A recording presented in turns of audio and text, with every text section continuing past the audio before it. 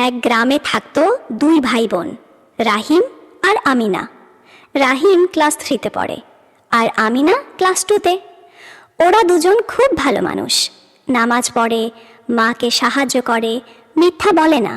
সবাই বলে আল্লাহর প্রিয় বান্দা হবে এরা। একদিন রাহিমের বাবা তাকে নতুন জুতা কিনে দিল। সে এত খুশি, চকচকে কালো রং, হেঁটে হেঁটেতেই টুংটাং শব্দ করে। পরদিন সে স্কুলে জুতা পরে গেল, কিন্তু টিফিনের পর দেখতে পেল তার এক পাটি জুতা নেই। এই আল্লাহ, আমার জুতো কোথায় গেল?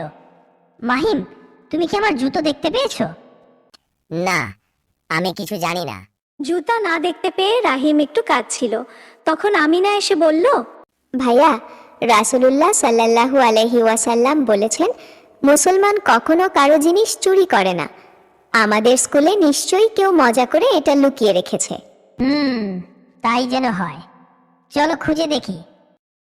এরপর তারা খুঁজে খুঁজে ক্লাসের পাশে একটা টেবিলের নিচে দেখতে পেল জুতাটা। রহিম বলল, আলহামদুলিল্লাহ। সেই সময় ওদের বন্ধু হাসান এসে বলল, আরে ভাই, আমি তো শুধু মজা করে লুকাইছিলাম, তুমি কাঁদবা বুঝি?